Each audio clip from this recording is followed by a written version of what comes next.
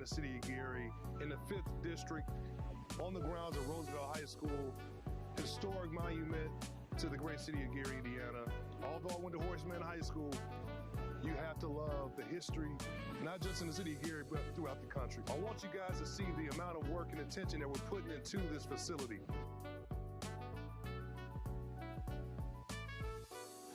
We're here today at Roosevelt, and this is one of what I think 6 or 7, right, Mayor, of projects that are called the Jewel Parks around the entire city that we're working on, and fixing parking lots and tennis courts and basketball courts and baseball fields.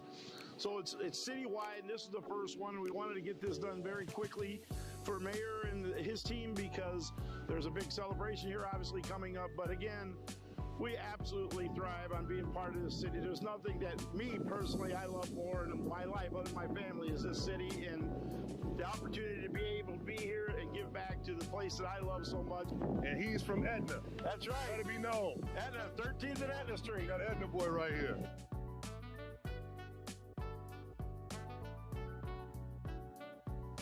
Investing in the parking lots, in the tennis courts, in the basketball courts, beautifying this entire area right here in the Midtown area in the city of Gary. This is just a start, folks. Today, we're not just breaking ground on a building. We're breaking ground in hope, opportunity, and truly transformation. The Tolleson Opportunity Campus will be more than a facility.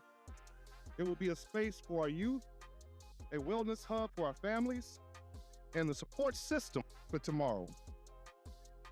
So this will be the brand new lobby, reception area, new coffee shop in this corner over here. That area underneath there is all the new Methodist Health space.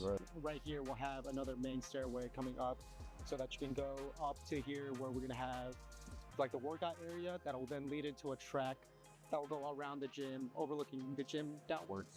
Hey, what's up, everyone? This is Mayor Eddie Melton right here in the great city of Gary, Indiana, and I am truly excited to be on the site of the new YMCA that is built right here on the Tolleson campus in the city of Gary. Right now we're coming through, detailing all the steel, finishing up all of our welded connections. After you jump the next foundation line, looking at the 3 basketball courts are going to be right through here. Would you join in the fun? I'm not going to play basketball. No? So today we're going to tour the site. It's an honor and a pleasure to just talk with the leaders that's on this project, with Powers & Son Construction, Berglund Construction, and the entire team. I am Maimon Powers with Powers & Sons Construction. We're excited to be here at the new YMCA at Tolleson in Gary, Indiana. I grew up just blocks away from here, so it's just amazing to see and so proud of the investment that the YMCA, Boys and Girls Club, and Methodist Hospitals are putting into our community. This is going to be great for the city of Gary and great for the local neighborhood. I am Alex Morawski, project manager for Berglund Construction, lead project manager on the Tolleson Opportunity Campus. Really excited to have Mayor Melton out here with us today. Really getting able to look at this new expansion and all the new scope that we've got out here, from the new basketball hoops to the new pools getting dug, the new steel structure that's coming out here. And we are all really excited. The biggest thing that we're excited about and why we love construction so much is being able to finish things up and see the final product that's out here. So that's really what we're looking forward to, is working through scope and in the end here, being able to see how this impacts the community for years to come. Getting the kids involved out here and really becoming a part of the community has been a great opportunity for us. So we want to thank the Boys and Girls Club, Methodist Hospitals, all of the nonprofit organizations that's being responsible for bringing this project together. So stay tuned.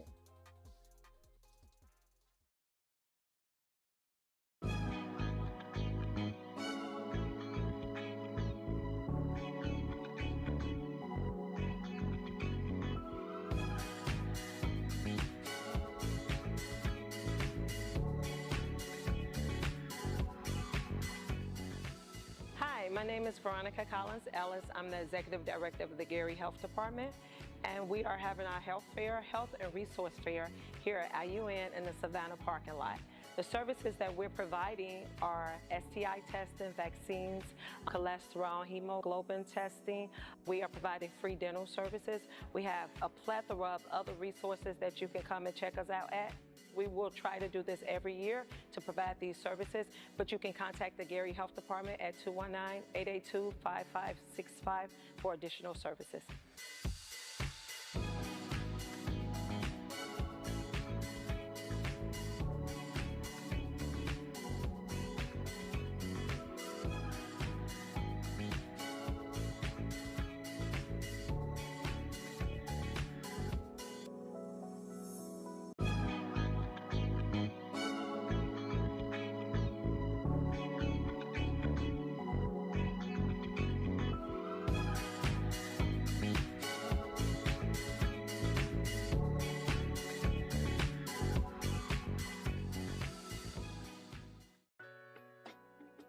It'll be a party in Gary this afternoon. A new Jackson 5 mural is being unveiled in the Miller Beach neighborhood. The local artist behind the new mural is Felix Maldonado.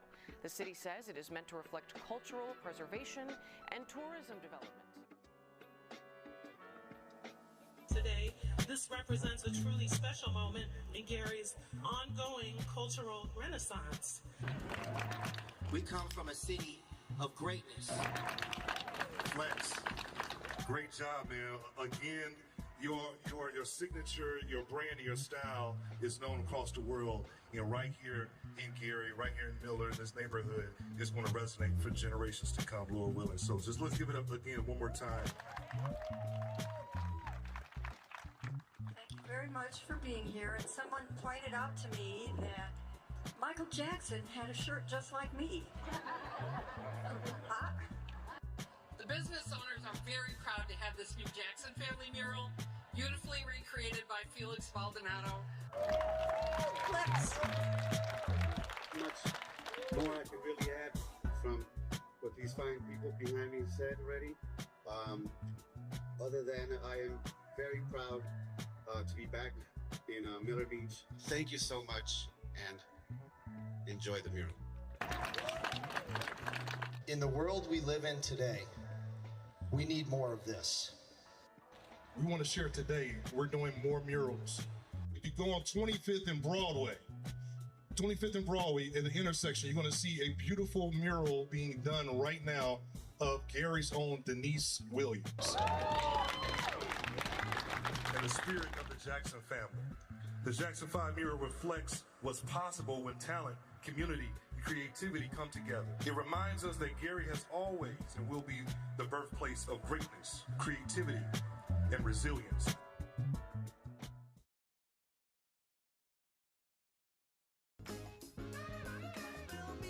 Thank you, City of Gary. Thank you, City of Gary. Thank you, City of Gary. I just really want to thank the community for coming together to make the second annual Back to School Fest a success. To me, this event, what it represents is community.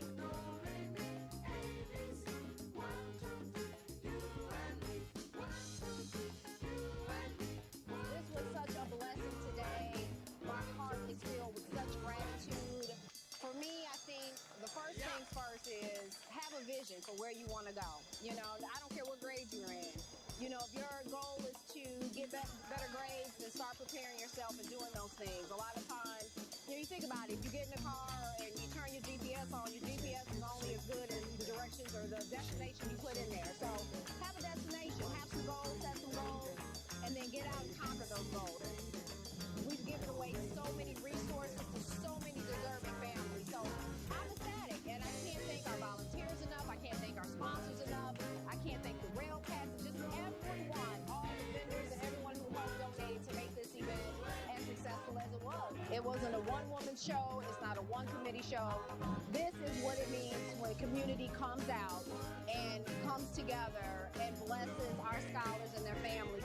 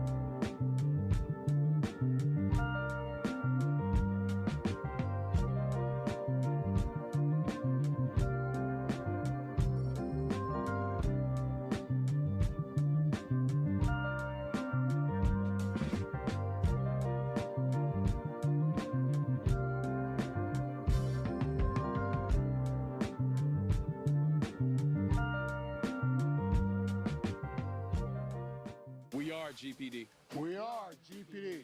We are GPD. We're the ones who show up when it counts.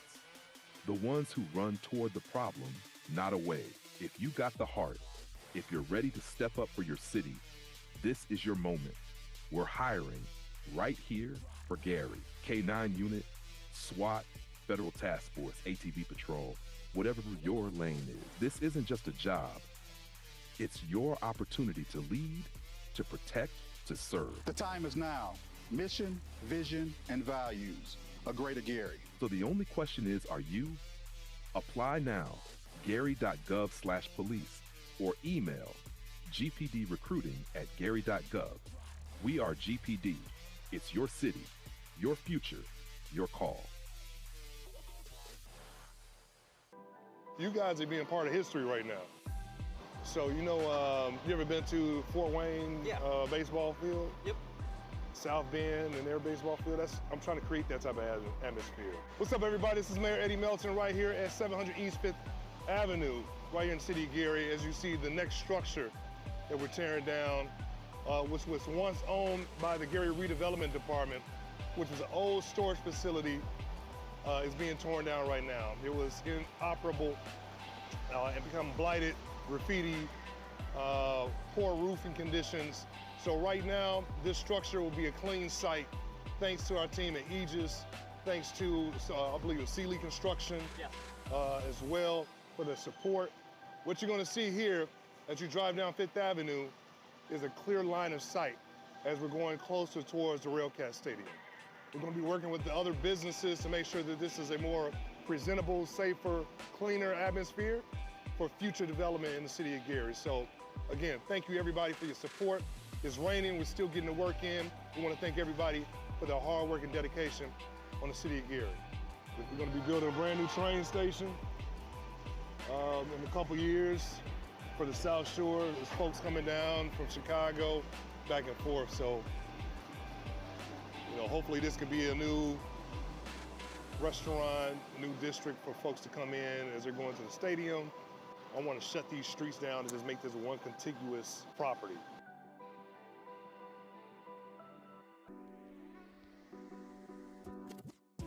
Hey, what's up, City of Gary? This is your Mayor, Eddie Melton, right here in Glen Park, standing in front of none other than Gleason Park, Gleason Golf Course. We know that this is a famous golf course, historic golf course right here in the City of Gary, that the Melton administration is working to revitalize and bring back. We have it on a consistent cutting schedule, working on the vegetation, and as you can see behind me, right here, we are paving the track, ladies and gentlemen. Hi, my name is Billy Ferenkoff. I work for Milestone Contractors. We're out here in Gary trying to revitalize the city and make it beautiful again. Well, we're trying to make something so that people have somewhere to walk and come, and I know they want to do something with the park here, so we're trying to make it nice again. Right here at Gleason Golf Course, you can walk around your very own evenly paved, nice track right here in the city.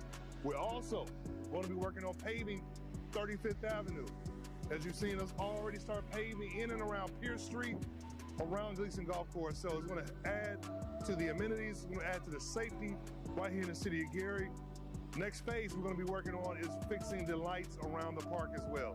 So shout out to William Allen, our city engineer, for all of his hard work and dedication. Shout out to the Parks Department, Public Works, General Services, everyone that's working hard every single day to make sure the city has the safety, the cleanliness as possible. Well, we need your help, city. Residents, people of Gary, we need your help to keep the city clean. So we're reaching out to you, everybody. So all those folks that's walking around this park in the morning, I hope you enjoy it. Stay tuned.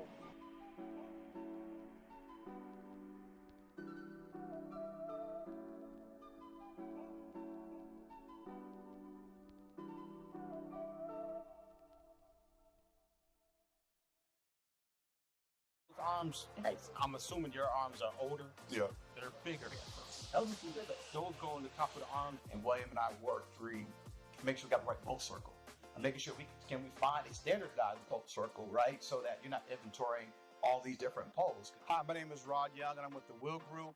And we are an infrastructure company, and we specialize in street lighting. And we're glad to be partners with the city of Gary. I've been doing work in the city for over 20 decades. So when this project came up to help them future-proof their fixtures, we were happy to partner with them for this project. What's the lighting capacity normally? The range is about 20 feet. And this right here is a diffuser. So one of the best things about having new lighting in there is that it brings people out. And so you've already got water and lights, right? So once you upgrade this to new technology, you have people who want to be out, want to be reinvested in the city, where they have that live, work, play aspect of it. And so you'll have better lit streets, safer neighborhoods, with the lighting and an overall lower ownership cost. So looking forward to continue working with the city as we push toward a greater Gary. I don't know if you know about this school. This is a historic school for the city. A lot of folks came from this park. I don't know if you remember Glenn Robinson, basketball, a lot of history here.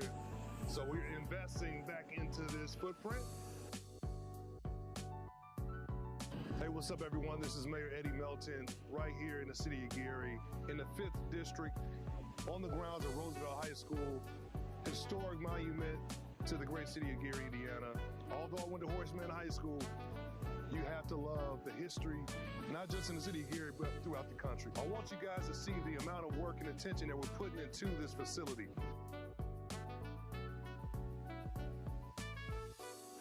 We're here today at Roosevelt, and this is one of what I think 6 or 7, right, Mayor, of projects that are called the Jewel Parks around the entire city that we're working on, and fixing parking lots and tennis courts and basketball courts and baseball fields.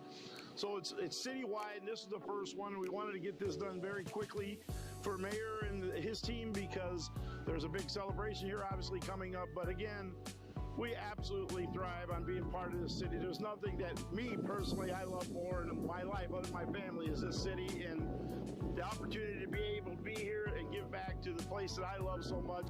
And he's from Etna. That's right. Gotta be known. Etna, 13th and Etna Street. Got Etna boy right here.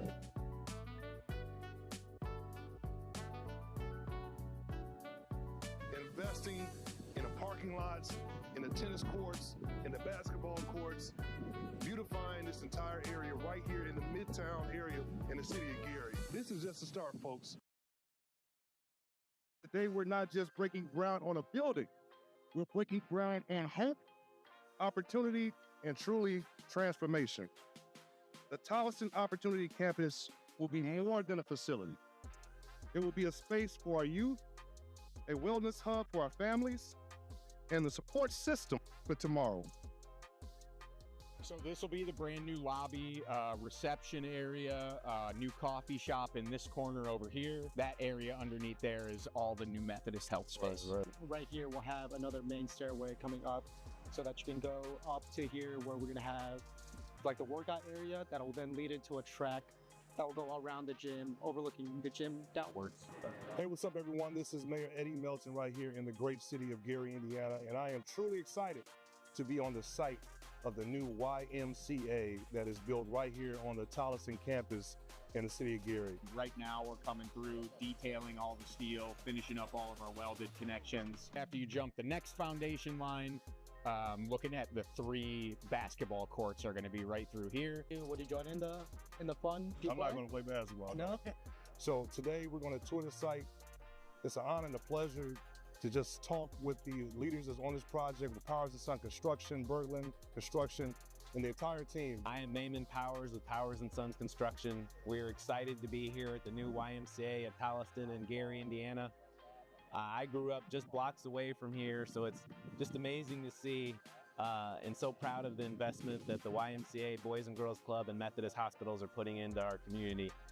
This is going to be great for the city of Gary and great for the local neighborhood.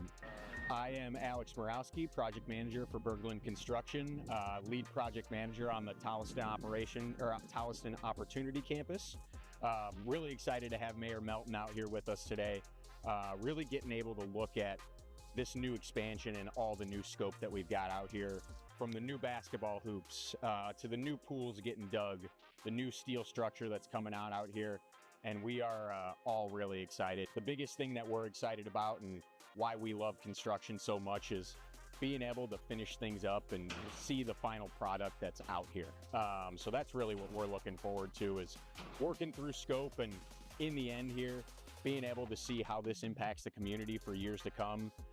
Getting the kids involved out here and really becoming a part of the community has been a great opportunity for us. So we want to thank the Boys and Girls Club, Methodist Hospitals, all of the nonprofit organizations as being responsible for bringing this project together. So stay tuned.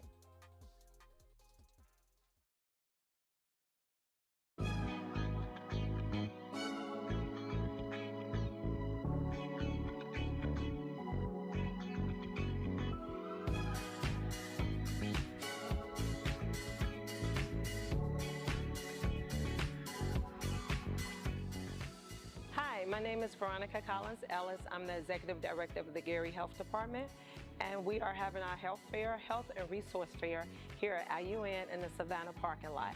The services that we're providing are STI testing, vaccines, cholesterol, hemoglobin testing. We are providing free dental services. We have a plethora of other resources that you can come and check us out at.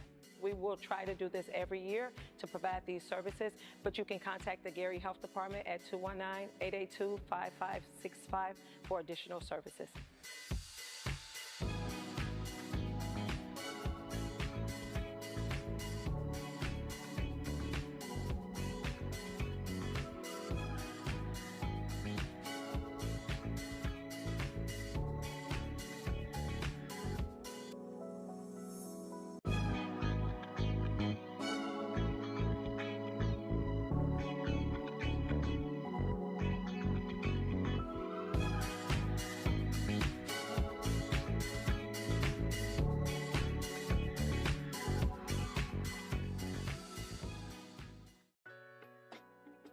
It'll be a party in Gary this afternoon. A new Jackson 5 mural is being unveiled in the Miller Beach neighborhood. The local artist behind the new mural is Felix Maldonado.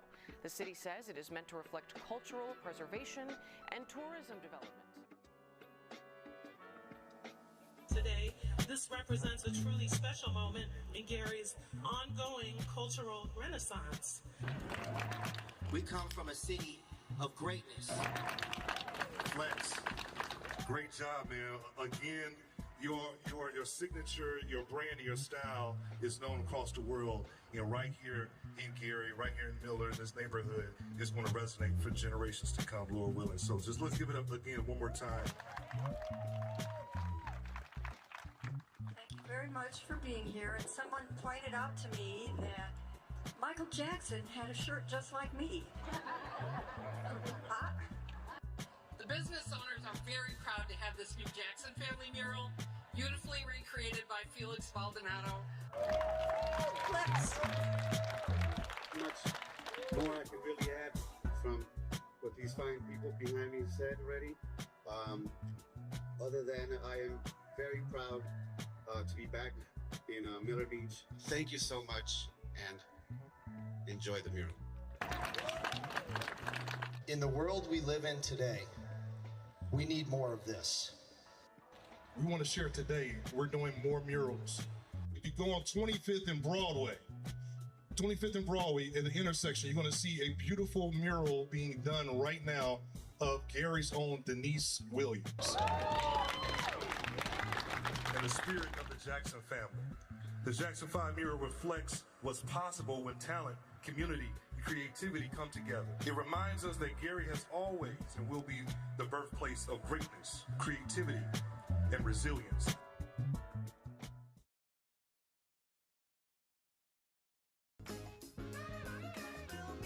Thank you, City of Gary. Thank you, City of Gary. Thank you, City of Gary. I just really want to thank the community for coming together to make the second annual Back to School Fest a success. To me, this event, what it represents is community.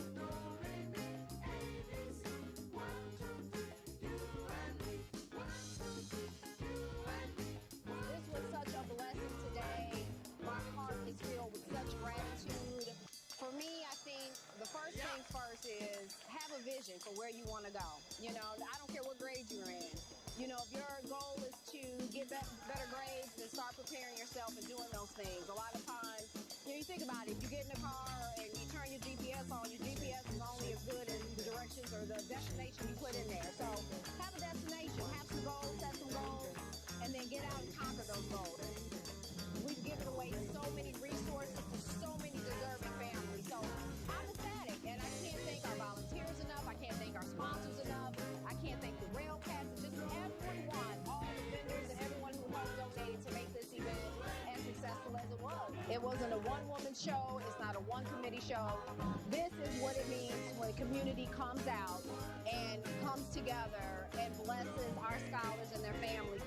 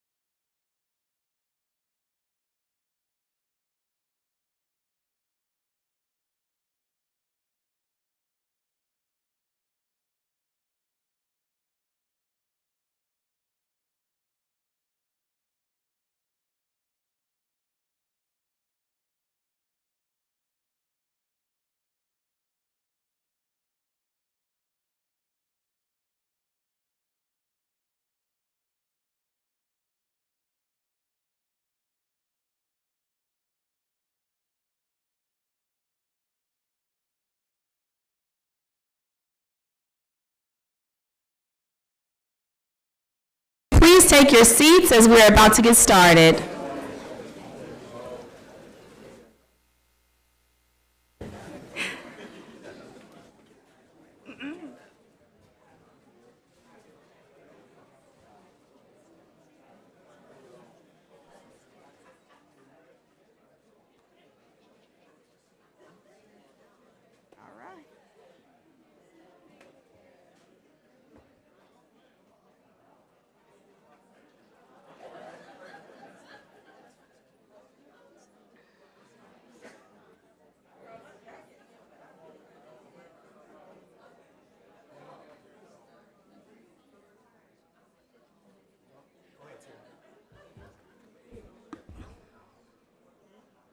All right, hello, Gary.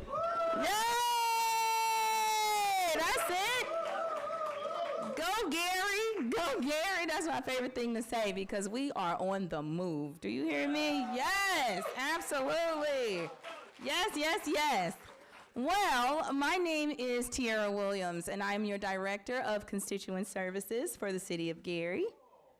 Oh, that's what you do. That's it.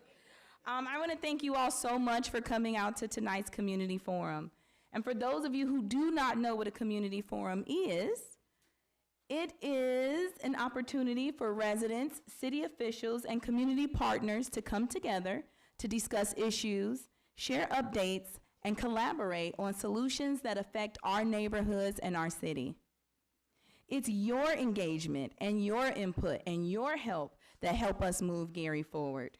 And we're grateful for your presence this evening, okay? We are not just Gary. We are greater Gary, and we are greater together. That's it. Now, without further ado, let's go ahead and get started.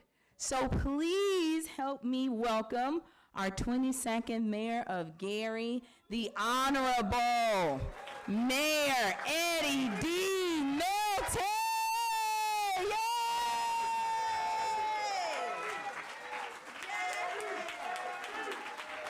Thank you, thank you. Check, check. Check. Good. It's not that, that's also alive. All right. Can you guys hear me okay? Come on, there's some seats in there. Folks in the back, you can come on in. All right, listen, we're not gonna take too long. I'm gonna jump right into it. We are at one of the best institutions in the state of Indiana. And I want to welcome our new chancellor to the stage. So let's welcome Chancellor Jackson, ladies and gentlemen. You might want to use the mic right there.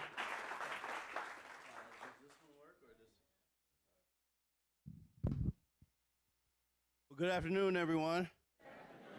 I'm Eric Jackson. I am the new chancellor for Indiana University Northwest, or I am the proud chancellor for Indiana University Northwest. And I'd like to thank you all for choosing this place to have the community forum. So thank you for selecting us and partnering with us to do this. For those who, for me personally, I get really excited when I see these types of events. I majored in political science, so I have my doctor's degree in that area.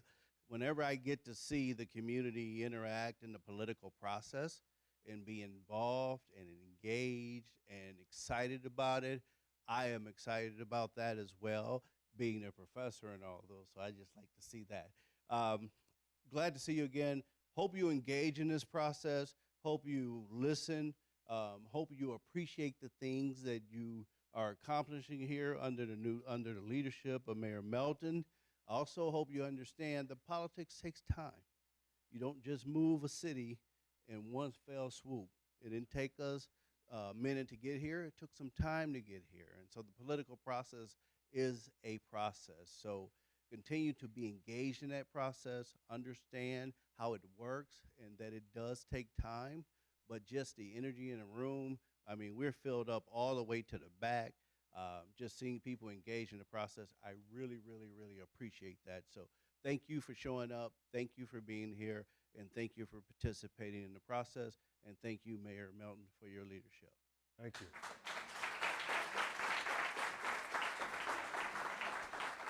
All right. I want to thank Tiara. Where did you go, Tiara?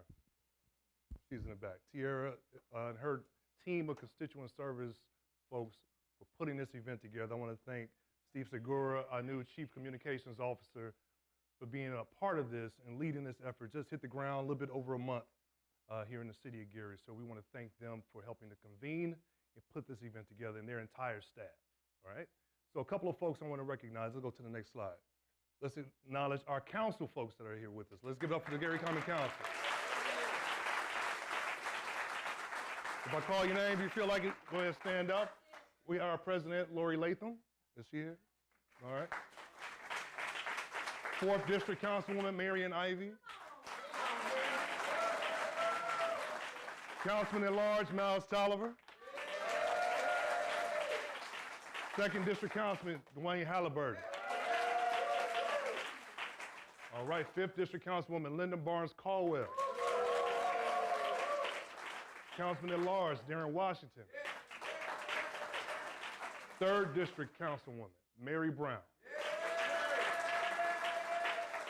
Dwight Williams, 6th District Councilman. And Kenneth Winsington, Councilman at Large. And I have to thank somebody special. I want to thank my wife, Crystal, that's here. Crystal, thank you so much. So we'll talk a little bit about some of the things she's worked on around literacy, education, some phenomenal events, My Sister Keeper, initiatives like that. So let me set the stage what tonight is about, okay? So we're going to give some updates. We're going to give some progress and reports. A lot of you submitted questions in advance. We had nearly 200 questions that came in, right? Our team did our best to incorporate a lot of those answers into this presentation. Now, all of those questions are not going to be answered on this stage. I'm being very honest and transparent. However, there are options. Just like last year. Who all came last year to this forum? All right. We brought City Hall to you tonight. So after this portion, if there's an issue specifically to your neighborhood, to your home, or in the city in general, those departments will be here to help address those questions. Now, here's how we're going to hold them accountable. I asked my Chief of Staff, Ellis Dumas, and Mike Suggs, Chief Operating Officer, to make sure when you go to these desks, please give them your name, please give them your address, and give them your number so we can follow up on some of these issues. Okay? Okay? All right. Now, I'm going to have a table as well. Make sure if you want a sit-down 2 to 3 minute meeting, as soon as you get out of here, I believe it's going to be in the arts room to your right. So that'll be an opportunity to schedule a time 2 to 3 minutes, because everywhere I go, people say, I try to get a meeting with you, I try to schedule something. Well, this is an opportunity, and I'm going to stay as long as possible, as long as we can, okay? All right, so let's go to the next slide real quick. So a lot of folks, when we travel or go any community meeting, this is the unified vision that I'm sharing with the city of Gary. Like, what's the direction we want to go into? Uniting to make Gary the safest, cleanest, and most resilient city in the region, while enhancing the quality of life for residents and growing economic opportunity for all. That's the vision. To try to summarize that in a sentence is almost impossible. This is the best we can to give folks that have never been to Gary, folks that question what's happening in Gary, a glimpse of what in the direction we're trying to go into. Next slide. The way we're operating as an administration, the way we're tracking progress and success are in these 4 key areas, right? So we have stabilization. We talk about our city finances, our population, stabilizing the population, stabilizing neighborhoods. What does that look like? We'll talk about that. Infrastructure, blight elimination, quality of life issues, improving public safety. We'll talk about that. We have both our chief of police and fire chief here. And growth overall in general, population of our tax base. That's meaning more people coming in, purchasing properties, paying and contributing back to the tax base that allows us to pay for public safety. It allows us to pay for infrastructure and so much more. Job training and opportunities. That's something going to be very critical we're going to talk about tonight. Tourism and the arts and culture. And we are blessed again to have Indiana University here in their partnership and planning for the future. We're going to talk about a comprehensive plan. We're going to talk about some of the other initiatives of rezoning that take place with that. What was that right there? So, next slide. Fiscal stabilization. We're currently working right now with the council. This is budget season. Our goal by November 1, by state law, we have to have the budget submitted and completed by November 1st. So we've already submitted our version of a budget, which is $66.2 million at 2025. That's what we budgeted for this year. For next year, we budgeted 65.5%,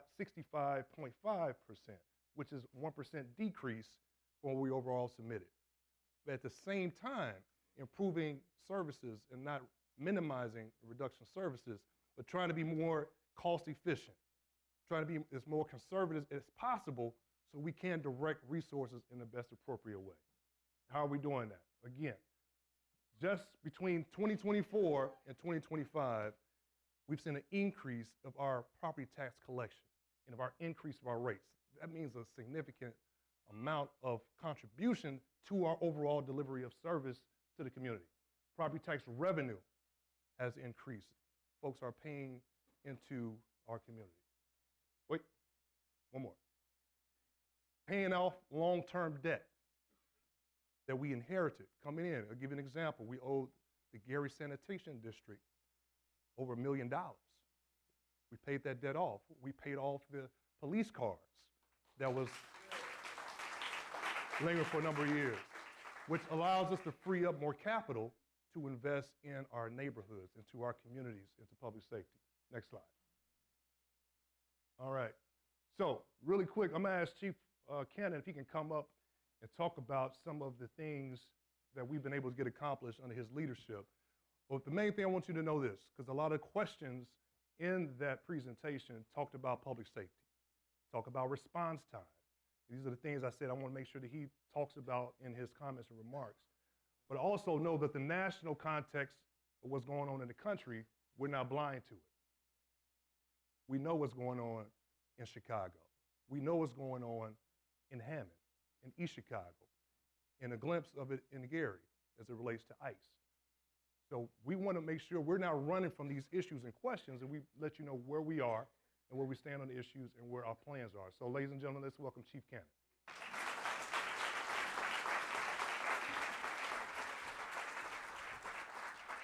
Thanks, Mayor. I really appreciate that. So my name is Derek Cannon. I'm the Chief of Police for the City of Gary Police Department.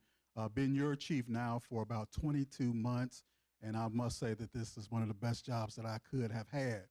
It's such a time like this that the Lord has really prepared me for this, Mayor. I hate to say that, so thank you. I met a bunch of different people during this time. So here are the numbers right here, and I don't want to get caught up in the numbers, but the numbers is a data point to let us know where we're going and where we're headed. So started out in 2023. I was working off of that platform. 2024, I came in. And I really want to say this. I want to give kudos to the leadership of the Gary Police Department and also every man and woman that works for the Gary Police Department. It's a very, very challenging job. But I've set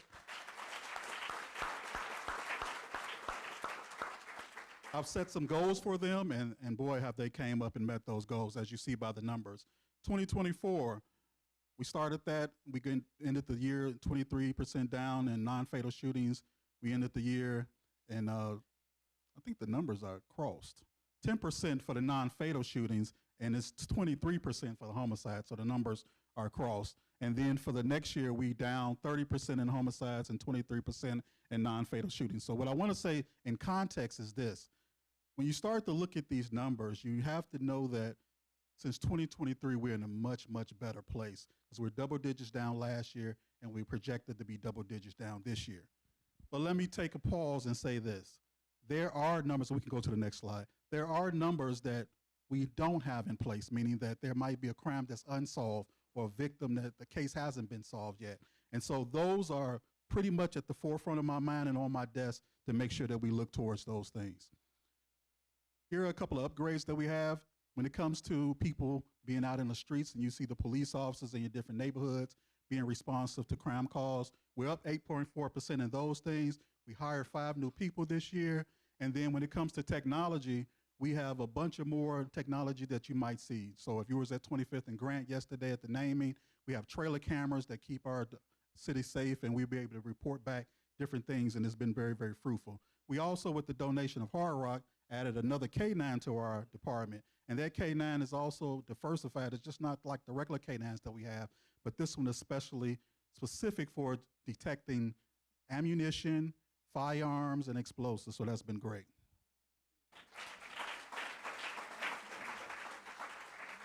So let's address the elephant in the room, right? So ICE. This is something that's made the community very uncomfortable. You know, I'm a member of the community. When I turn on my TV and look at the news, I kind of feel just like you do. What is going on? What is really going on? So this is the thing. ICE is a law enforcement agency with the federal government, right?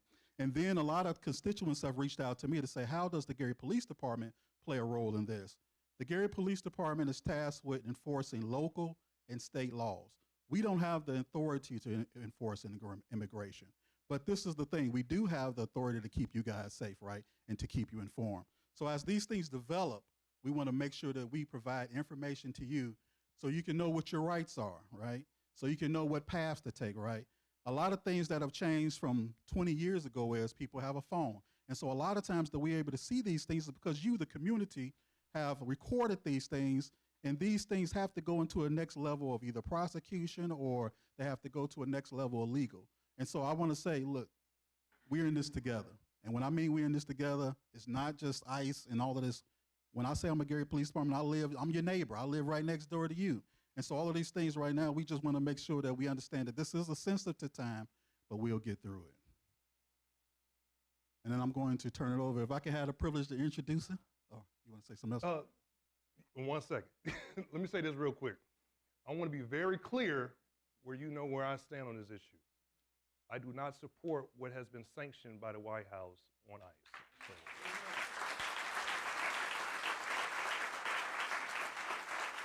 So I don't want any gray area when we leave here. You know, this is more dealing with this issue in a more humane and civil way. So go ahead. Yeah, I just want to take the honor, if I can, Mayor, to introduce the great Fire Chief Larry Tillman.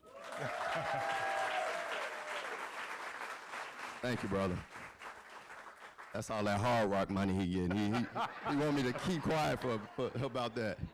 All right, Larry Tillman, Chief of the Gary Fire Department. It's an honor to stand before you today as the Chief of your fire department in the city of Gary. We're blessed to have Mayor Melton to appoint us to these positions and trust us with this leadership. For the Gary Fire Department, we've been busy. When we came in, the mayor wanted us to go ahead and work on stabilization and quality of life for the community. And we committed to keeping 6 engines, 2 trucks, and 6 ambulances in service to ensure that we were able to respond to our calls quickly.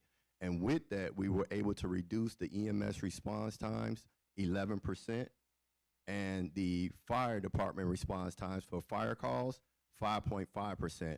The aim was 5% overall, and we were able to achieve that. And we're keeping that steady year to date through 2025. And so we intend to grow off of that, and the efforts have just shown to be fruitful.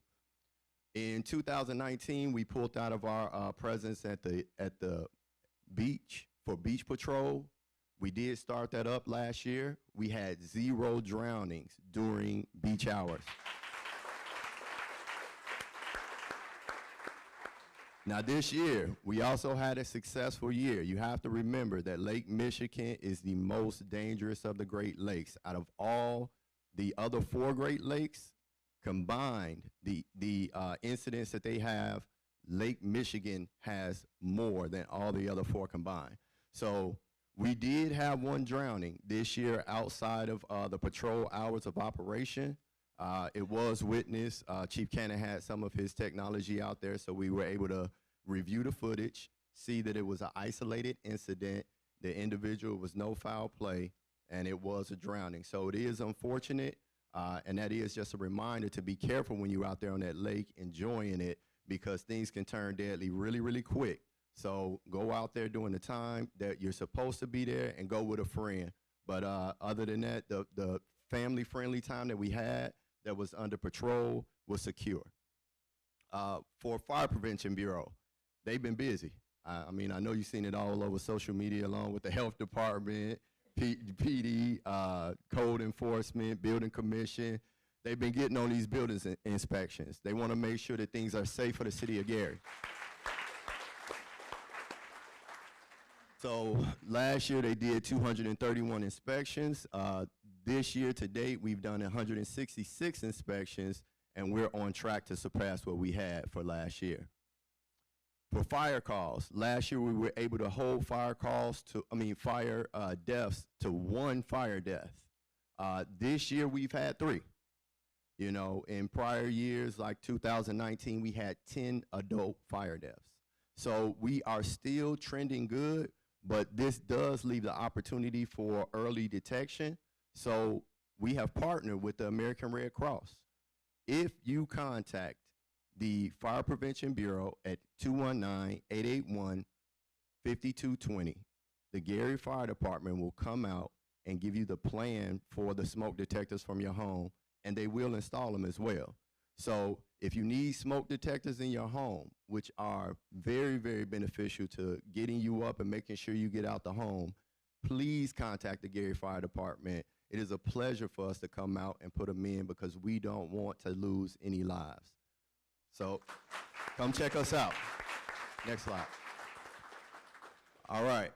So the upgrades to the fire department, we had a lot of things going on with showing how our conditions were in the station, some of our equipment, and we've just been very, very proactive about investing in our fleet, in our stations, and it's just been great. So $450,000 came from community development to give equipment to the Gary Fire Department. That included bunker gear, saws, hoses, and things like that. So thank you, Director Hatcher and Director Reed at the time, you know, so both of you all, we really do appreciate that.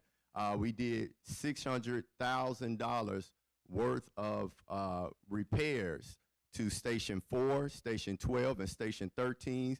These are currently being remodeled. It's going to be kitchens and bathrooms in 2 of them, and bathrooms in 1. So that we should be done with those repairs by the end of October.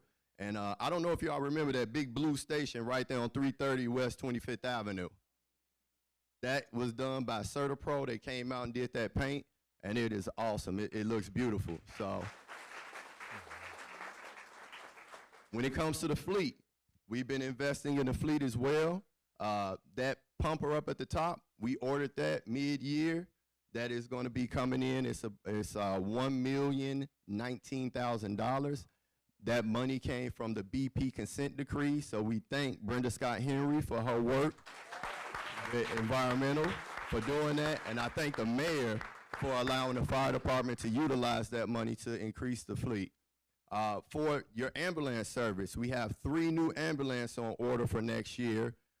These are state-of-the-art, and they have also the automatic bed load. So it'll help with the public safety officers going out. Instead of them lifting the patients on their own, hurting their back on all of those calls, it will lift the patient into the ambulance on its own and offload them. We're also investing in some of our old ones. This one right here was delivered on October 8th. It's already in service, and went in service that night. That's an old ambulance that we had refurbished. We took the box off and put on a new chassis, and it's already in service. We also have a rescue jet ski and some other things coming, but you'll see that. We'll go ahead and roll those out. We'll get with Steve and do a video about that. All right, next slide. And now this goes to the other section of what the mayor was talking about, growth and planning for the future. We are hiring. We have a lot of people that are set up for our retirement. We have over 30 people that will be leaving by 2029. I think my deputy chief is trying to get away from me, so yeah. But he's been awesome. We also have some great events, and he's been great with planning along with the rest of the command staff and Gary Firefighters Association Local 359. We have 42 plus events that we participated in for this year alone. We did 54 last year, So we most definitely are going to exceed that by the end of the year. Right now, the application process is open. October 14th to November 14th, you can pick up applications in City Hall. They will be due on November 21st from 18 to 39, 56,650. We will train you from no certifications all the way up to be able to be out on the street. So come out and apply for the Gary Fire Department.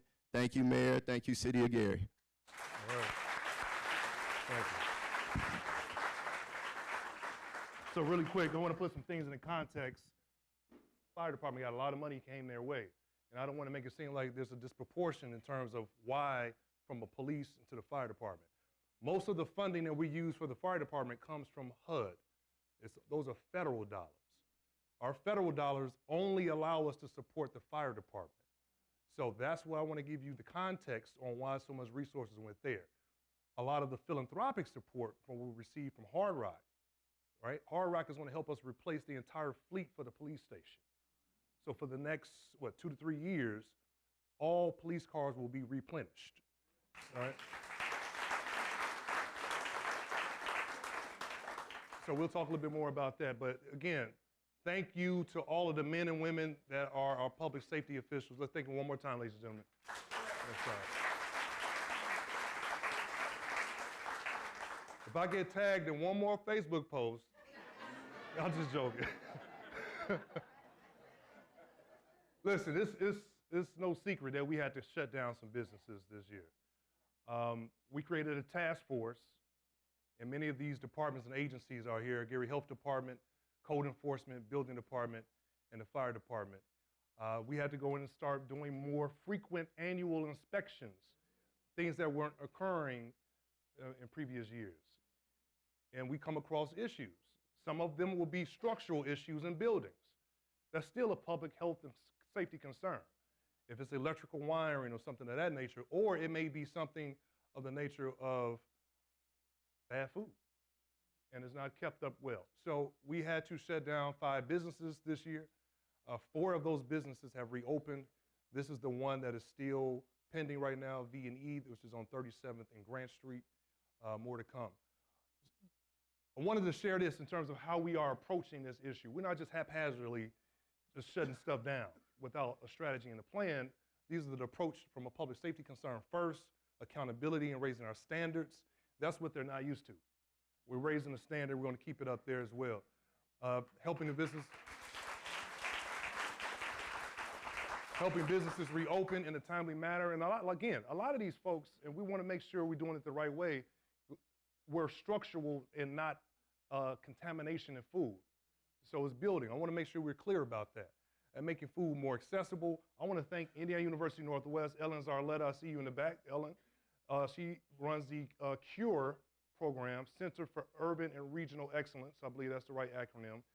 They're helping us do a food desert study for the city of Gary, helping us to figure out how we get more fresh fruits and vegetables, how we get better quality products, not just produce, but products in general. So I want to thank Ellen and her team for that study that's coming underway right now.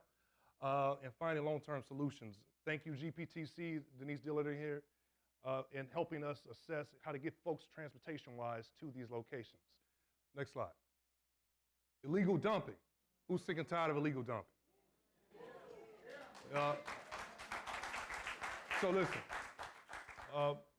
Officer Edwards, where are you at? We want to thank Officer Edwards and his team, the entire code enforcement. You see the numbers. It's so frustrating. You see the numbers. You can go to the next slide. I want you to see. But we're catching folks and prosecuting them as well. So he's not just casually posing. He's handcuffed. I'm not trying to disgrace him, but I'm letting you know that we're holding folks accountable. And 8 arrests this year, 260 tows. And the way we have it structured now, thanks to community development at the time when Representative Hatcher was there and Latria Reed, the funding now is helping to sustain that department. So we can ease up off the general fund and have that operation go more fluidly and bring more resources on so we can keep it going. Next slide. People of Gary. All right, Love Your Block. This is a great program that has been kicked off. We received a grant, I believe a little bit over $100,000 from the Bloomberg Philanthropies to help give micro grants out into the community. Anyone here received a Love Your Block grant? Any one of your block clubs? We want to thank you all for your support and working with us, deploying those resources. Over 15 organizations, community organizations were selected in that effort. Blight elimination, there's one specific program across the street at Gleason Golf Course. You'll see the new beautiful park in collaboration with the students here. So we want to thank them for their support on that piece of it. And I believe we just got awarded for another round of this grant as well. So this is a 2-year grant. So we're excited about that. Next slide. Age-friendly initiative. So our friends at AARP, we have a partnership. Earlier this year, we did a town halls in various senior living facilities to listen to their concerns and deploy a survey. So tonight, if you're a more seasoned individual in our community, we ask you to participate in the survey.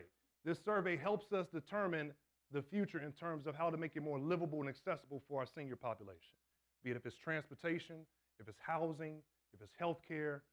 Those issues are within that survey, and we want to thank AARP. Anyone from AARP here, Ms. Lightfoot, thank you so much. I know you and your team are very supportive of our efforts. Let's go to the next slide. Work Big. Anyone heard of this program? All right. So this was probably, and I want to thank the council for the partnership with this. I believe we invested a little bit over $2 million, close to $2 million for this program. I got this program from the mayor of Detroit, Mayor Duggan. They use their American Rescue Plan funding to employ individuals to help clean the city, but give them a skill and a trade at the same time that make them ready for employment. So $15 an hour. We've received over 600 inquiries. Mike Suggs is helping lead this initiative in partnership with the Center of Workforce Innovations. 55 participants thus far. I think we got a new cohort that may be coming in pretty soon. 47 trainees, engaged 25 employers, and placed 14 of these individuals in full-time employment. So this is something we're very proud of. I think we get really quick. I want to give you a glimpse. We got a quick video we want to show you about this initiative.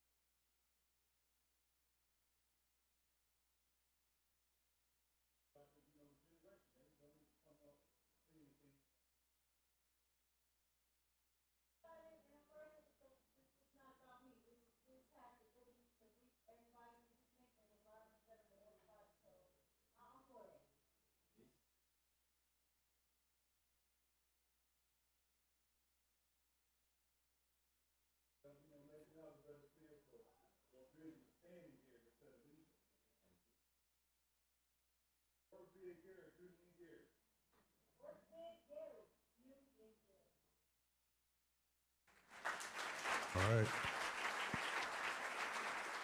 So again, let's go back to the original slide. So when you go outside, make sure you, I believe Public Works might have some information on this. If you know anyone that's looking for this opportunity, please have them sign up before we go. Listen, the next slide, formatting is off, is going to talk about youth engagement. Let's go to that really quick, and we're just going to give you an idea of some of the things. I know, it didn't pan out right. Listen, some of the work that we transform or reconfigure. When we came into office, who remembers the summer internship programs, the summer jobs program in Gary? All right, wait, not yet. So the first year when we came in, this was our administration's opportunity to see how it was deployed before. And to me, it was not done as effectively before. I seen kids that was sitting around, not getting any quality experiences for a summer job opportunity. So what we've done again is lean on the partnerships. So we partner with the Center for Workforce Innovations.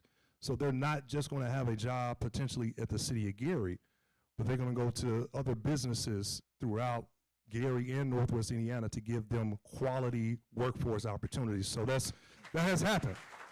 That always took place this summer. So this was our first summer partnering with the Workforce Innovation, using the same funding that they were able to match for more dollars. But listen, students have to sign up. We sent recommendations to the Gary schools, to our charter schools, and through our churches. If you want that information, please let us know so we can start channeling that to you so kids won't leave these dollars on the table. That's extremely important.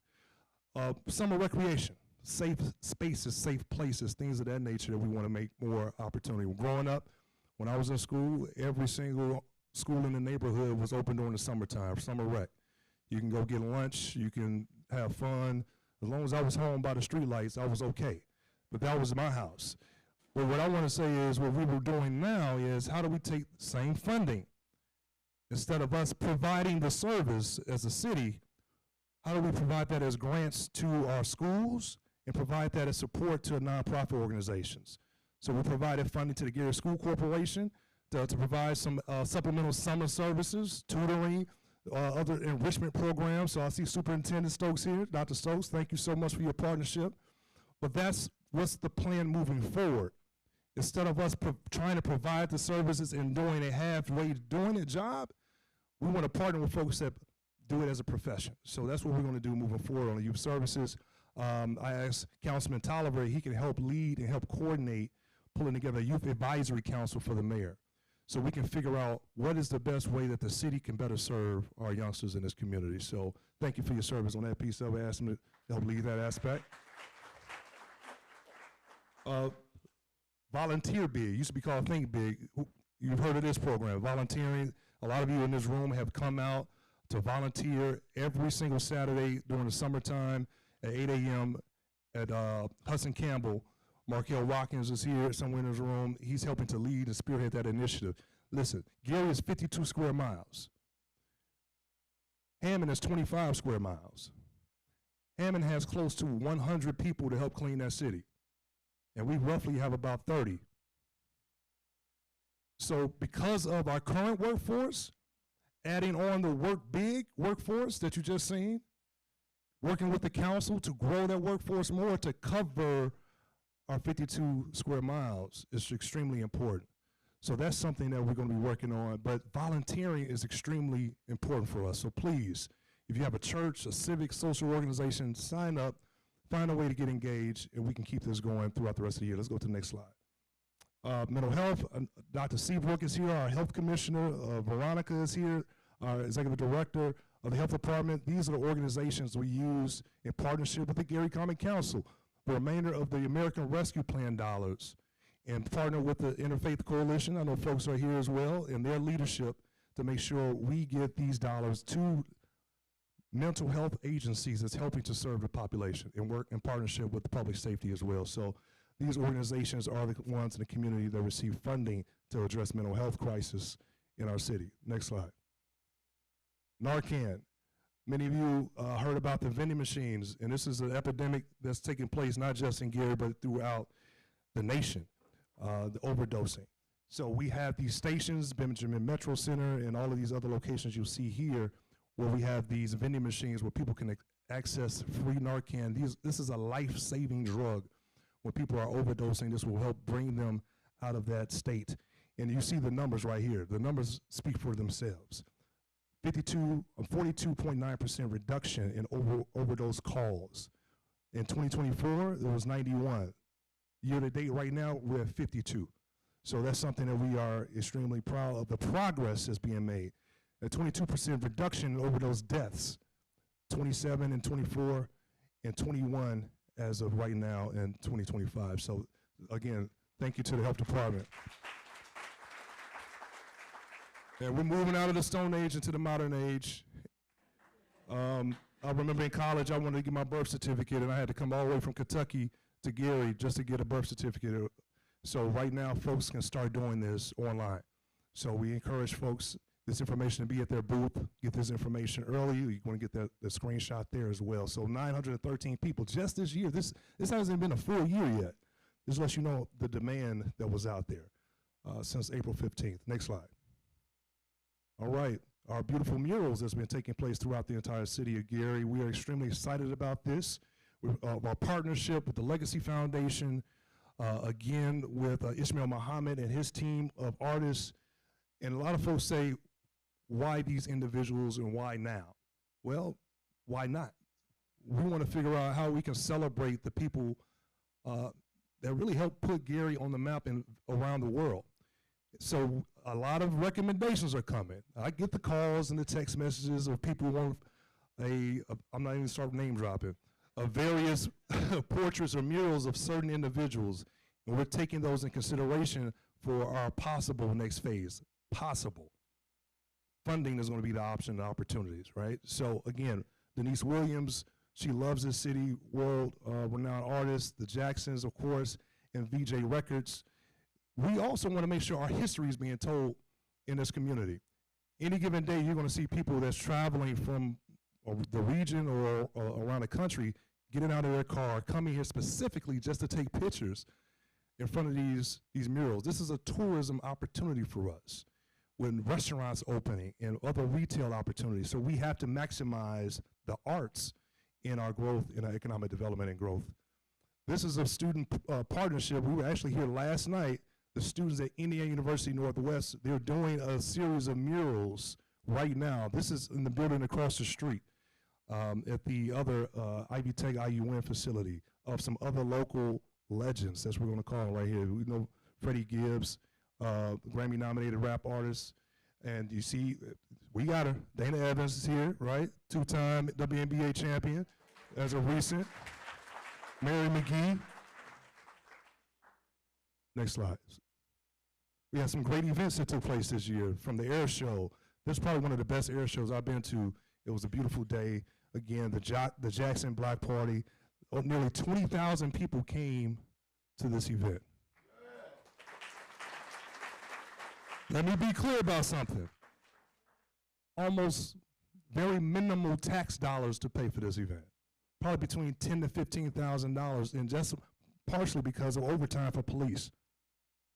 This was sponsored by a lot of our corporate partners. U.S. Steel, Hard Rock, Powers and Sons Construction. So that's how we were able to get a lot of these events and activities done without tapping into our general fund dollars. So we're grateful for our partnership. Crystal has her Ladies First event. I believe that's Women's History Month, and a variety of other activities. Thank you everybody that participated, from car shows, the police and pop partnership, 4th of July parade. That was a fun 4th of July parade. If you didn't make it, please. There's nothing more enjoyable to see these kids come out and see folks in the community passing out candy and celebrating where we live today. Trunk or Treat is coming up. That's October 31st. All right, it's going to be at the Hudson Campbell parking lot, Roosevelt parking lot, the newly paved Roosevelt parking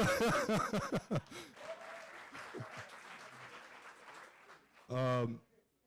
So bring your children, grandchildren to this opportunity. It's a safe space where these children can come and recreate and have fun. So again, thank you so much to our sponsors. Oh, go back real quick. I want to acknowledge a couple of things. Christopher Harris, Director of Redevelopment, created a marketplace.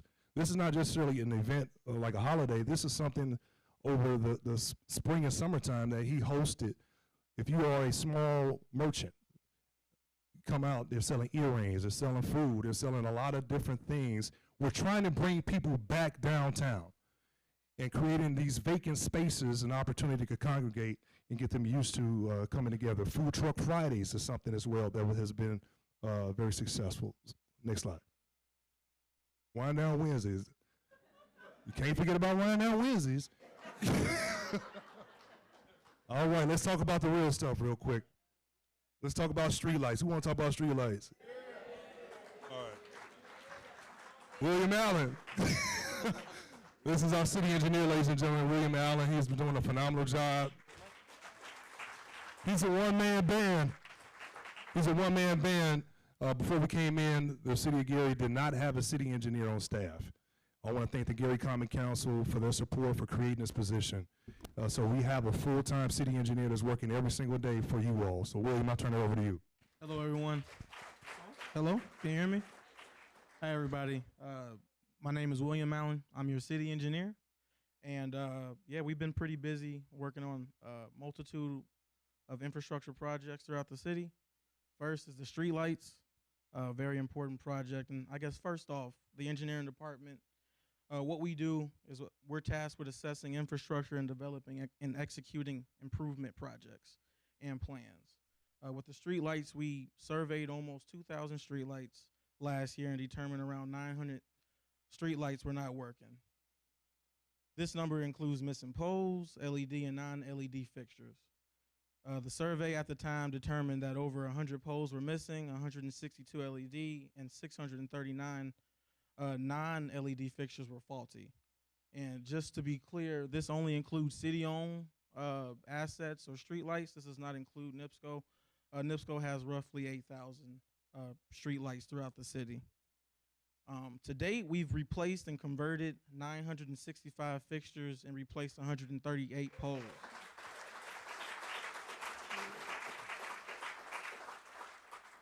We now have 176 fixtures and 52 poles less to replace. Our plan, once the survey concluded, was 1-for-1, meaning every asset, whether a fixture or a street light, we will replace it in kind and replace the LED fixture where applicable. The survey did not include troubleshooting and identifying the reasons why each street light isn't working. That's why we built in contingency in order to investigate and perform correction efforts. We have come across the following issues. It has not been easy. Lead times, materials have taken a longer time than expected to be fabricated and delivered. Damaged wire. We've had a lot of cases where wiring we found to be vandalized, stolen, destroyed by animals, such as rodents. We found evidence of a lot of rats and mice and some of the electrical cabinets and in the bases of poles. We've got outdated power sources. We have areas needing new wiring that's more conducive to today's power source and demand. Some assets are over 20 years old and haven't been maintained, within that same period. We've had knockdown poles outside of the audit, unfortunately. We've had cases where poles have failed due to car accidents or bad weather. We've had a lot of poles powered in series, which means wires are connecting to each pole, powering them. Once one pole goes down, that can interrupt the power for the remaining streetlights on that block. So these issues, all play a hand in why we still have some dark areas throughout the city. In certain neighborhoods, for example, we got 5th Avenue, some sections on Broadway, Grand Street, 11th Avenue, and Etna. But even with the issues, our commitment is unchanged. If not all, majority of the streetlights will be replaced or addressed before the end of this year. Hey, William, real quick, let me say this. What gets under my skin is seeing a car accident.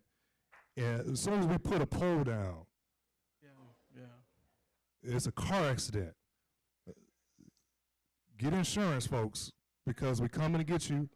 We come and get your insurance company so they can pay us back for the poles.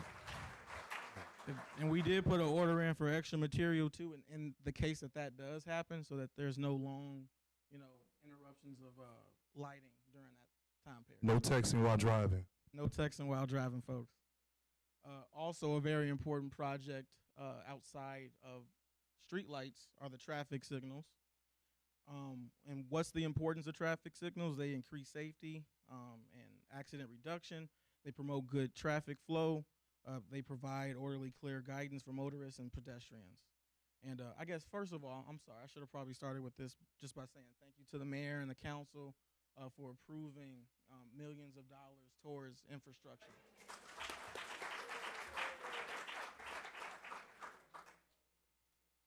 So $670,000 was allocated towards signals. Certain intersections will be put back into rotation and replaced with permanent stop signage. That will be a mixture of your regular stop signs mixed in with some solar-powered flash and stop signs. Pardon me? Oh, I'm sorry, y'all. So $670,000 will be going towards improving intersections throughout the city. We have certain intersections that we will be focusing on with the budget that's available. So Grant Boulevard, Montgomery Street, Grant Street, 15th Avenue, 21st Avenue, 25th Avenue, 35th Avenue, and Ridge Road. You'll be seeing improvements at certain intersections throughout the city within those corridors. Right now, we're procuring all the material, such as the flashing stop signs and the traffic signal heads located at each intersection. And so again, with that budget of $670,000, we're able to address those corridors with the pilot project.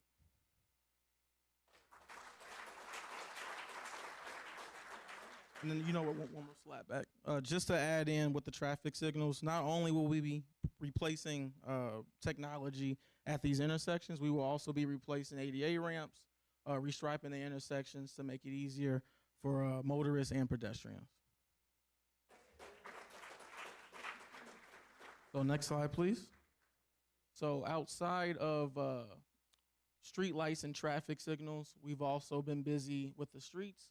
We've invested roughly $8 million in resurfacing throughout the city. Last year we had a budget of 2.5.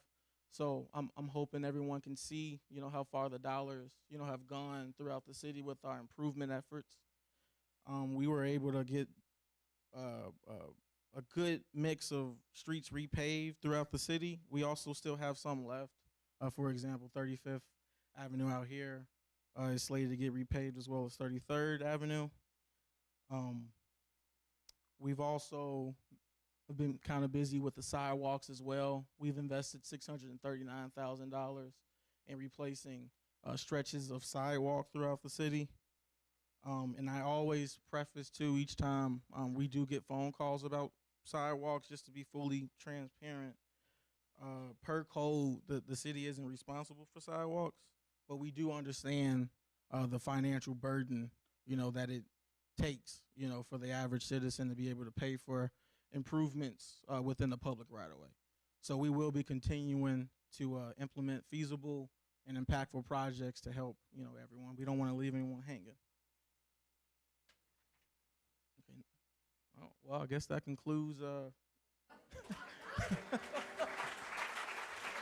And if you have any questions, I'll be, you know, at the table with Public Works. So somebody sitting here, they didn't pave my street. Listen, we understand that we're dealing with finite resources, and we're trying to do the best that we can to make sure those dollars get deployed.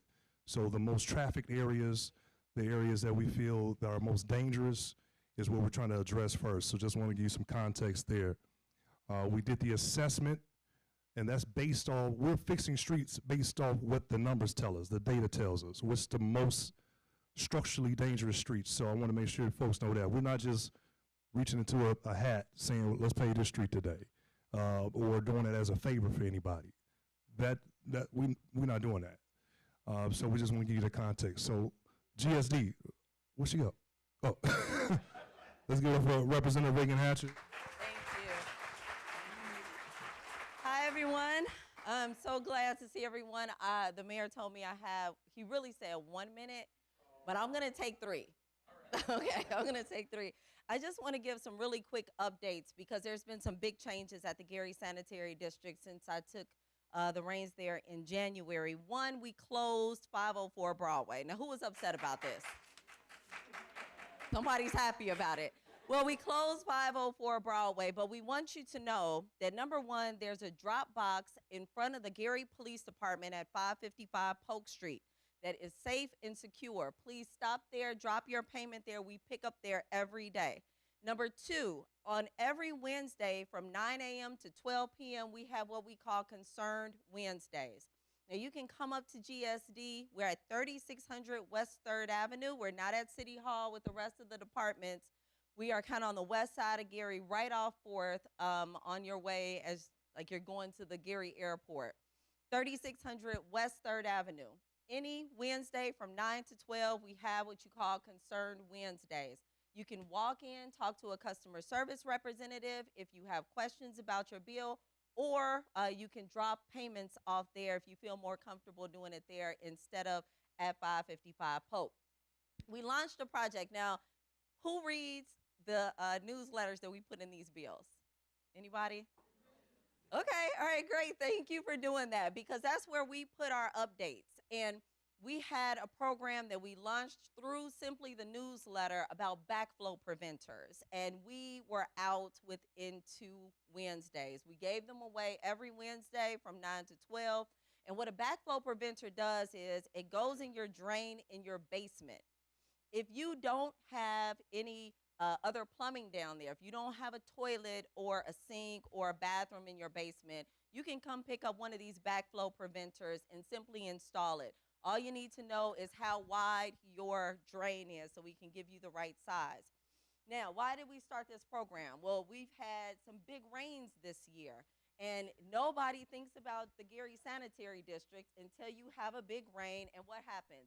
Your basement backs up, right? So let's say you do have plumbing in your basement and you still need a fix. In January, we are opening.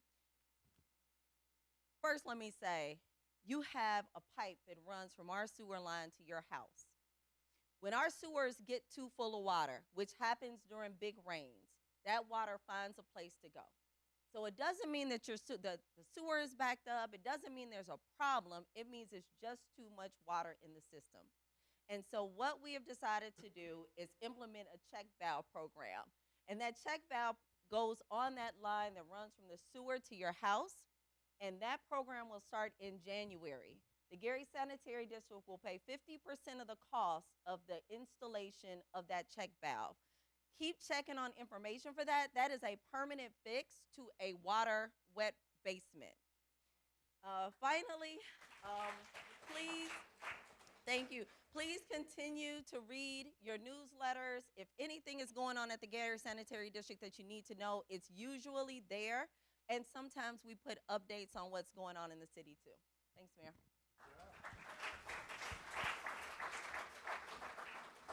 We have a lot of infrastructure that has to be prepared through the long-term control plan that she's working on with the Indiana Finance Authority. You didn't mention the grant, well, the funding, $5 million, to help start repairing these lines throughout the entire city. So that's something that we're working on getting done. I'm gonna try to go through as quick as possible on some of these issues so we can make sure you get enough time in front of department heads and you want to schedule one-on-ones. We want to thank Reeve Riley Construction and all of our contractors for their partnership. So far, they've helped us for free demolish 55 structures in 2024, 57 structures in 2025, and that's all in Edna, that neighborhood. And they said they want to do it again next year. And next year, we're going into Marshalltown, Terrytown, and the Brunswick area. So this is where they're donating their time to this effort. They're donating their resources for this effort, and we're covering the expenses in terms of the disposal of the debris. I know a lot of folks in here has probably an abandoned structure next to their home that's either collapsing. We're going to talk about that as well. Emergency unsafe buildings. We've accounted for, based off the calls that you've given us and our internal assessment, 2,300 unsafe buildings have been identified. The good thing is they're identified. Now we have to go and secure the resources to ensure that we get it done. But if it's someone that owns that structure, just like a lot of those folks that were in Edna, we're sending them a letter, letting them know, if you don't address this facility, this structure, we will. And we're going to put a lien on their property, and we're going to hold them accountable. I believe over half of the folks that we targeted out of, what, 84? How many came forth? About 48 came forth, and now they're flipping and reinventing their properties in that. So we're trying to use this law. I want to thank our corporation counsel, Carla Morgan, for that as well. She's very adamant that we do that. Blight elimination. You may see a lot of structures coming down on Broadway, on Fifth Avenue. If you haven't seen it, you're going to be seeing more and more of that upticking. Some of the funding, when I was your state senator, we received, and we're deploying those dollars. $6 million come from the state of Indiana. $3 million, we worked with the council. We appropriated last year, and Hard Rock matched us another $3 million. So $12 million is going towards the blight elimination in the Transit Development District. What does that mean? From 4th Avenue all the way to 19th Avenue. Now this is the state drawn map. From 4th Avenue to 19th Avenue, from pretty much Horseman to Emerson, that area is our Transit Development District. And the funding will go into that footprint to demolish primarily commercial structures, not houses, not homes. We'll talk about that in a second in that area, because we received a grant for that as well. So I was sad to see Lavelle's go, but Lavelle's had to go. No, I used to get my hair cut there as a kid, and I didn't want, it's never a good thing to see something, a memory go, but when it's compromising safety, it's a different issue. So that's an example of phase 1, phase 2 of the process. The Gordon Department Store on 8th and Broadway, that intersection is getting ready to come down as well. We're prepping for that. The Mecca building, that is also prime for that demolition as well. And here's the vision. The idea is make these, number one, safe, period. That's number one. That's the priority. Make this safe and make it site ready for future development. So that's the idea, that's the goal, that's the objective. Next slide. Graffiti.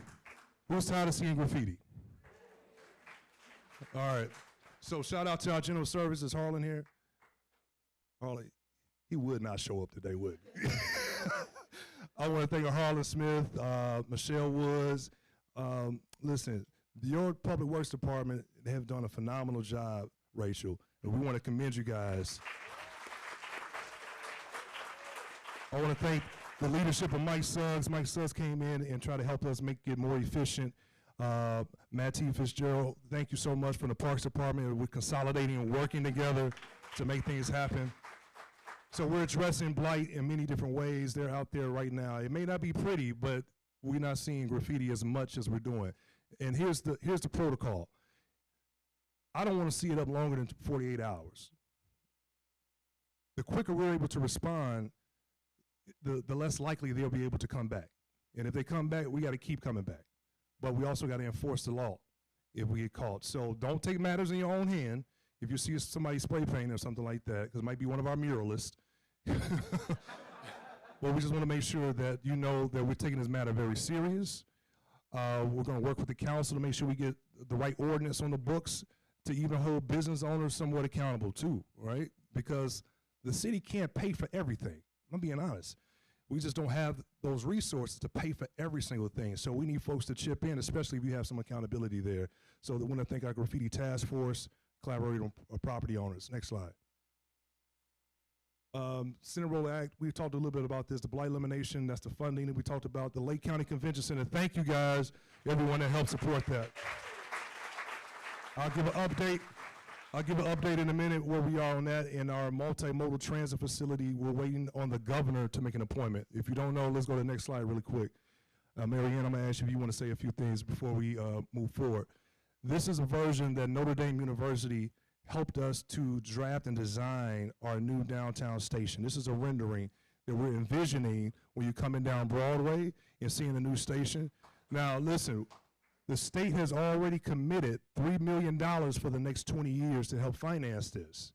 We have to find the other match, because it's a match dollar for dollar, right? But that's not going to start until the governor makes his appointments. I make my appointments as well. So just partnering with GPTC and so many other stakeholders, the Northwest Indiana Regional Development Authority, but one of our most premier partners has been Notre Dame University. So I'm going to ask Marianne if she can come up. Come on, let's give it up for Marianne, ladies and gentlemen. You want to just share some of the work that we've been doing? Absolutely. Well, first of all, thank you, Mayor Melton, and your incredible team. I just want to say how absolutely inspiring it is to sit in this presentation today. Thank you so much for all of your leadership in this. It's truly an honor. We work, so my name is Marianne Casado. I'm the Director of the Housing and Community Regeneration Initiative at the University of Notre Dame School of Architecture. I recognize many faces from when we were here a little over a year ago doing a community engagement exercise to channel your vision, your mayor's vision, your incredible staff's vision, Chris and Carla, Mike Suggs, everybody here that's part of envisioning what your city can be. And you are watching this presentation so far has just been incredible to see what you've already achieved. This is an amazing time. We have so many things that are aligning to create the place of your vision. And there's a real opportunity. One of the things that we said a year and a half ago when we were here, there have been no shortage of plans for downtown Gary. But this is a special time. Why now? Because you have this leadership. Why now?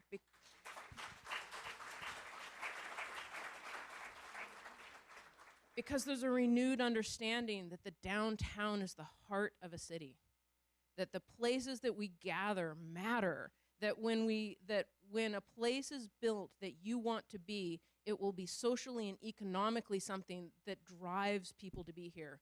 You have the history of this place is so special. It is absolutely special, but it's a history that was always reaching forward. And so you have the chance now to return to an absolutely world-class city, but not because we're looking back, but because we're looking forward.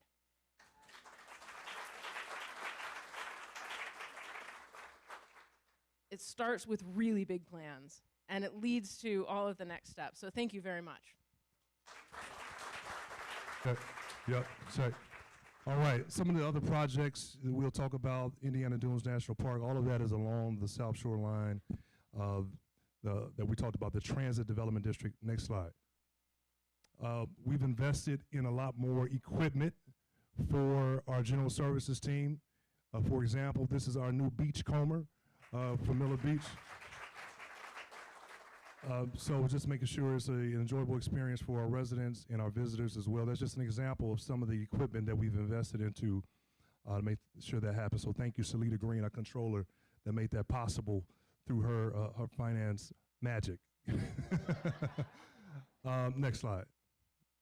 Let's see, service area reorganization. Again, Mike Suggs, thank you for streamlining a lot of our services. If you don't know, we kind of blended Parks Department, general services from an operational standpoint, only operationals for the folks that's cutting grass and doing all of those, that labor aspect, just so we can get more efficiency to cover it. Of course, we have 6 jewel parks in 6 of our district, but we're also making sure we're trying to cut and maintain as many of our parks, over 50 plus parks in our portfolio. But we have a plan for that as well, because we're putting in place something that's already been here, but marketing and tighten it up, adopting a park. If you want to adopt a park, it's a church organization, if you're a nonprofit or whatever, but you have to be able to sustain that if you're going to take that on. We already had someone to step up and invested and donated, we'll make an announcement, $100,000 of their own money because they wanted to adopt a park. Now, I'm not saying you have to raise money. That's not me saying you have to raise money. I'm just using it as an example that someone stepped up out of their kindness because they want to be a part of the transformation. So I just want to share some of that. Yep, let's go to the next slide. Last thing on that other slide was we're prepping for storm, the winter season as well. Please know that, general services.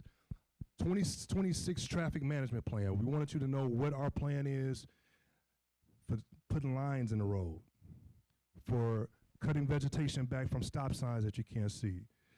All of these, they may seem like small things, but if you go to any other community throughout Northwest Indiana, Gary should have that as well. So we're trying to put the process in place. Again, this is a manpower, a human capital issue, to make sure we have the bodies in place for actually do this work. So scheduling and funding, we're working on that now with the council to make sure we can get those bodies on the roll so we can implement that. Next slide. Don't stop using 311. I know I get phone calls, you're not responding to my 311. Listen, we had over 2,000 backlogs when we came in office. These were unanswered 311 calls. And I seen fit that we had to go back and start addressing those and start getting caught up. So as we're getting caught up on the 311 calls, you have to track the data. You have to track. Don't inbox me on Facebook. I'm serious. Don't inbox me on Facebook, say it's a tree down in my yard.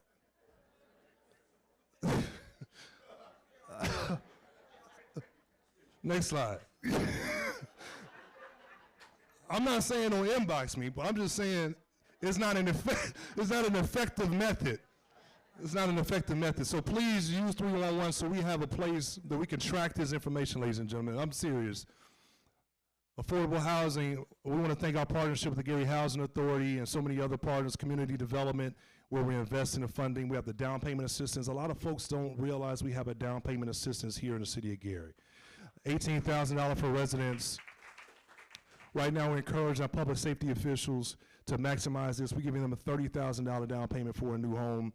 So these are resources that we want to use, and we want to make sure we're bringing and growing our population. Year to date, just this year, $165,000 has been spent down so far. Homeless prevention, we're in works right now for the Brothers Keeper to address their facility. You'll hear an announcement on that to help them in their efforts to make that a more safe an experience, as well as addressing homelessness for women and families. So you'll be hearing more about that in our partnership with one local nonprofit agency as we're working to finalize those details. Emerson, we have our veteran homes. We want to thank again Gary Housing Authority. They applied for some local state tax credits, where we're going to have a $5 to $7 million development right in the Emerson area, right off, I believe, off 8th Avenue, of a new veterans village. So we're excited about that piece of it for our veterans. You see all our partners below. Next slide.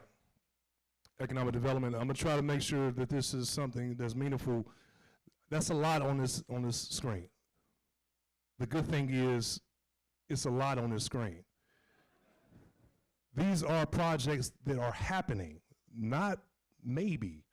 These are projects that are happening. Let's start from the investment right here.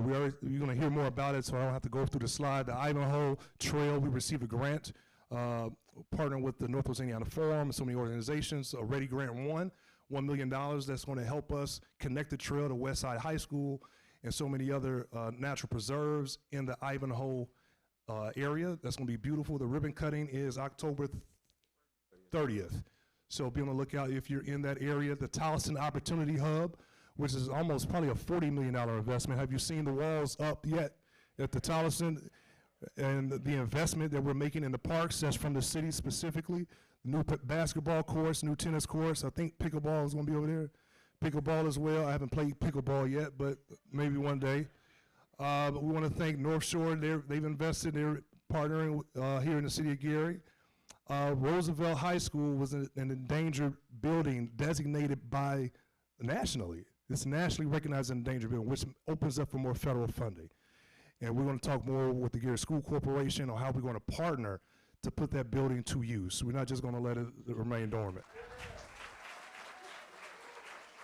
We already talked about the Blight Elimination, Alliance Steel. They're expanding right now, 60 additional jobs. All of these things is activity. University Park, where we are right now, there's some future plans I'm talking with the chancellor about around, no, I'm not even going to say that because we're not ready yet in terms of housing. I'll just say that. We want to make sure that this part of the city is more dense. There's more people. There's a lot of folks that live in the University Park area.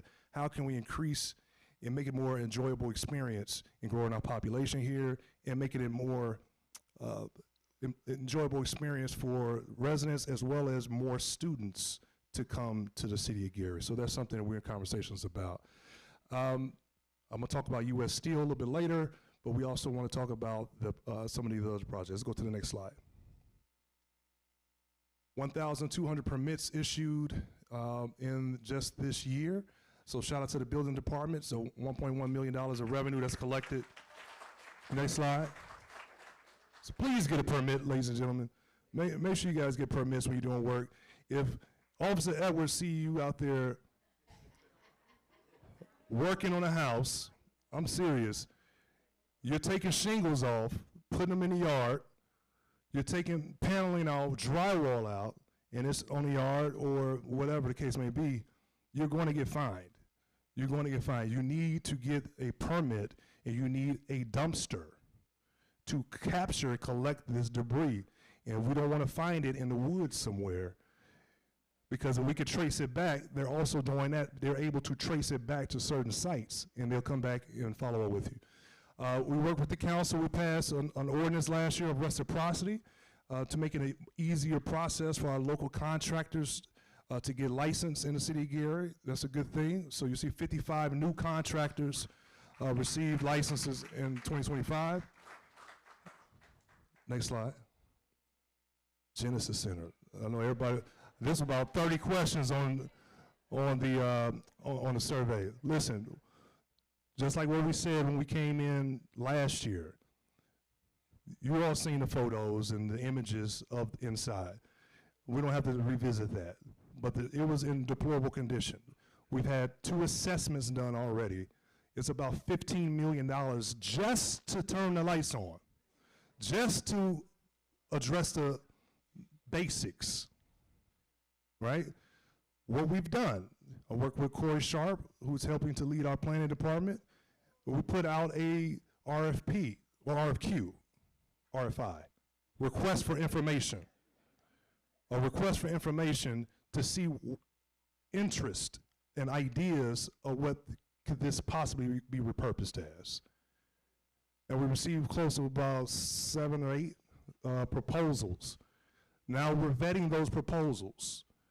One of the criteria, if one of you are in here, you have to have money. You have to have the resources to match the idea that you have. The city's not going to pay for it for you. So that's part of the discussion as we're evaluating next steps, okay? So we're in the evaluation phase of the proposals that came through, and we'll talk about possibly what's going to be next. Will there be an RFP in terms of the options and opportunities for this facility?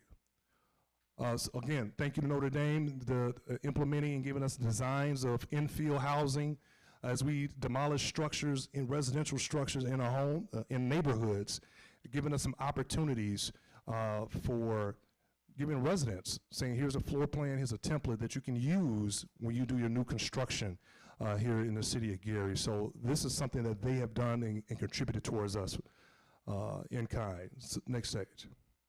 I don't think it's really that major, but some of this has already been done in various formats. So the Gary-Chicago Airport investments that's taking place there with infrastructure, apron expansion, and things of that nature. Next slide. The Convention Center update. Right now, the city of Gary, the RDA, the Hard Rock Casino, the Lake County Council, we're forming all of our agreements to make sure that we can go out and seek our financing. So the state is partially funding this. I believe it's close to a little bit over $100 million construction project, right? We're gonna talk about the jobs piece to that as well. But that funding is gonna come from the state. That money was generated from the revenue from the Hard Rock Casino, the wagering taxes. So we were able to bring those dollars back to help finance that project. And the city of Gary will be using some of our casino dollars to help match that along with Hard Rock. So it is truly a partnership for us. So we're in this phase of formalizing our agreements, going out, working with the state to go get the bonding capacity to move the project forward. We just received a $15 million grant from the state of Indiana, so $5 million for more demolition that's going to take place in residential areas, particularly in and around the Transit Development District. What that means, that allows us to free up our general fund dollars to go outside of the area. So that does not say we're solely just only targeting downtown or the footprint of Horseman or Emerson or Midtown area. No, that allows us to free up capital, so now we can go into Glen Park more and do demolition in other areas of the city. $5 million for the Hudson Campbell renovation, just helping us to, that's really an underutilized facility. Brother, is the director here? Come on up real quick, man. Run up real quick, because we didn't do a press release and announce him. This is our new director of the Hudson Campbell. I want to make sure.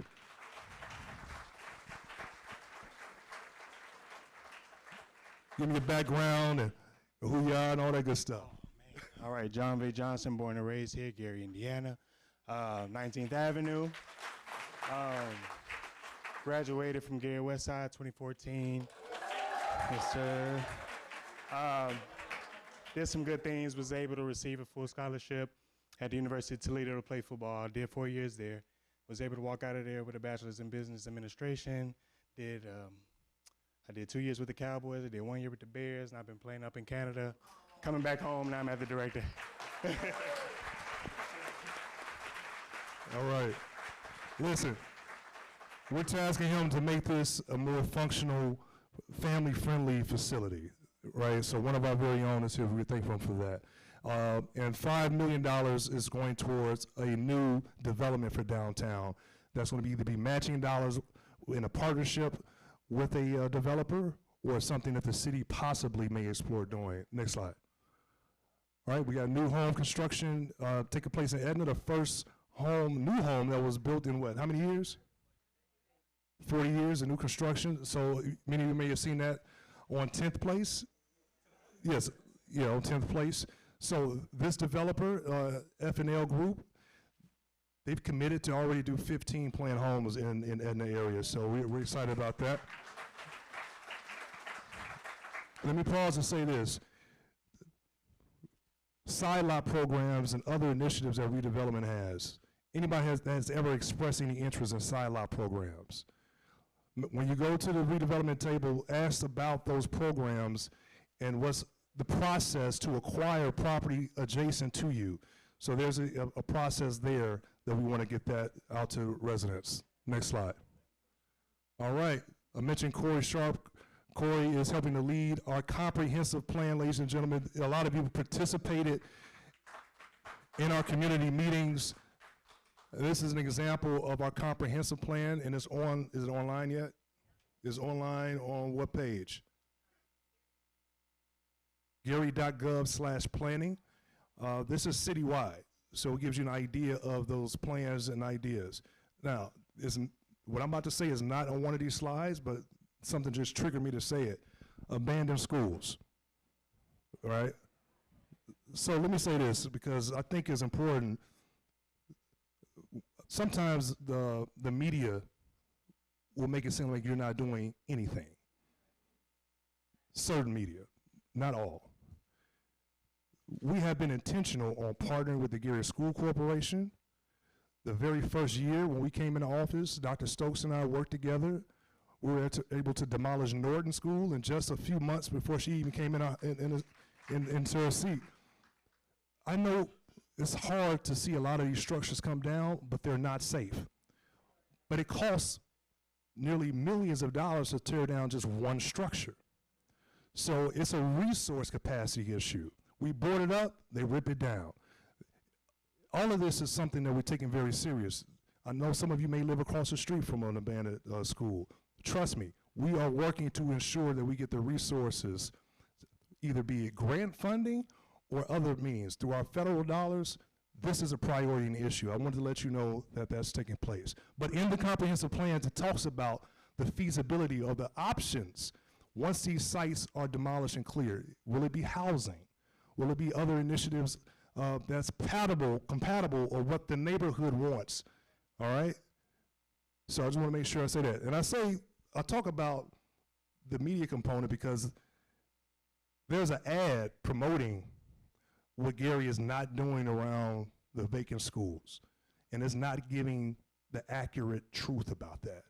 And I want to make sure, because this ad is going across the country, and we have to control our own message, our own narrative. All right, next slide. We're excited about the FedEx project. A $60 million development. Just broke ground last week. The governor came in. Congressman Van was here with us. All of the council members, we're excited about that. 600 jobs in the city of Gary, ladies and gentlemen. This was a commitment that we're going to hold them accountable for, to make sure local hiring takes place in the construction as well as the permanent job piece in this aspect of things.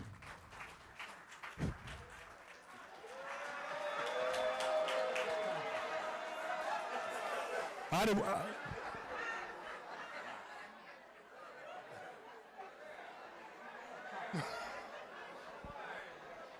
want to put it up there. Next slide.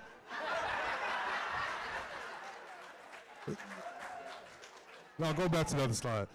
Now we want to give the credit where credit's due. We want to thank the Abbey Group that reached out to Chris and Redevelopment to say, hey, look, number one, we know Popeyes did Gary dirty. They made a promise that they did not keep. Well, they came here. And a lot of people poke fun, like, why are they so happy about it? It's not about a Popeyes, folks. No, this is not about a Popeyes. I'm serious. This is not about a Popeyes. It's about accountability. And it's about bringing economic development. These are new jobs. So there's a balance to the story. Don't let just what you see on social media and other things drive a narrative for you. Like, why are you so happy about a Popeyes? No, this is about development and growth in our community. So we appreciate it. Next slide.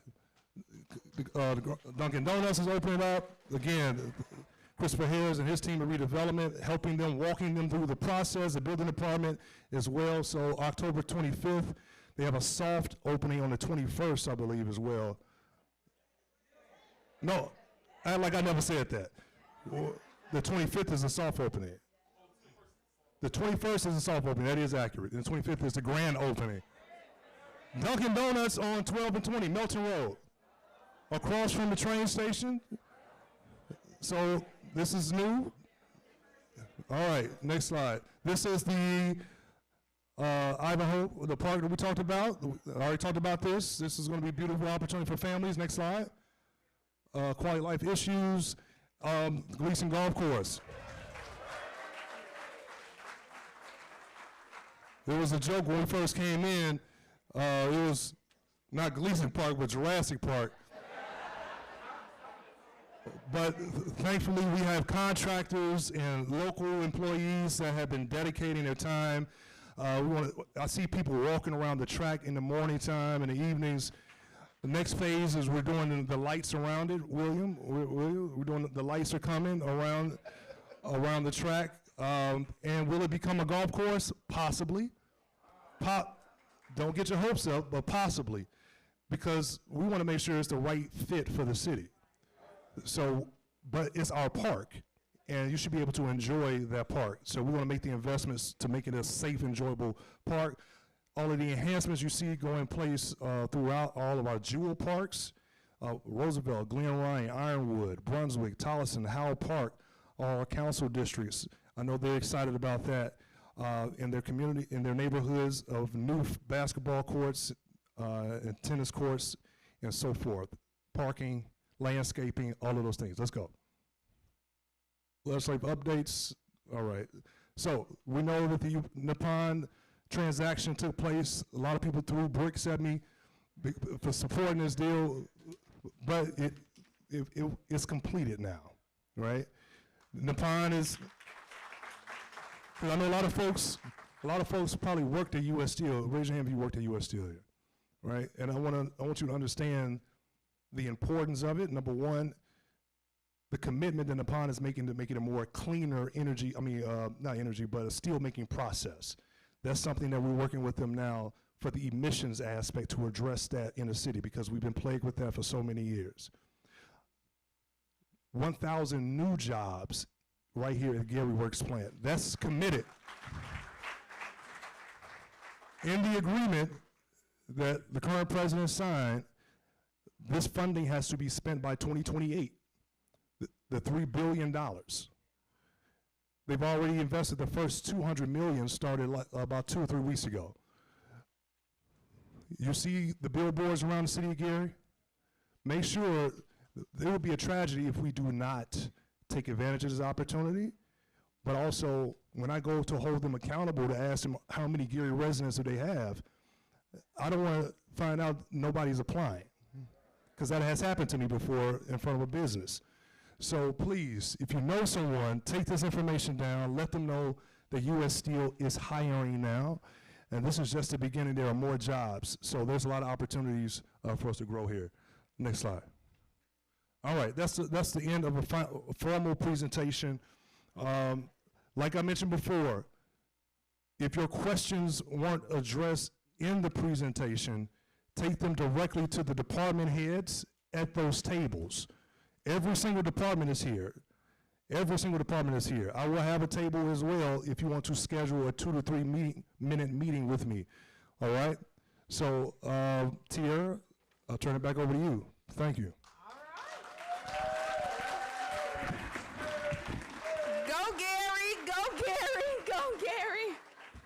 That is awesome. Thank you so much, Mayor. I just want to say, oh my goodness, take this. There you go. All right. We are leaving. So I just want to share with you my favorite African proverb. It is, if you want to go fast, go alone. But if you want to go far, go together. And Gary, we are going far. Like I said before, we are greater together. We are one band, one sound. The department agencies that are here tonight, we are not just here to promote ourselves. We are here working together for you. So as you exit the auditorium, past the refreshment table, please grab a snack and register to vote if you haven't.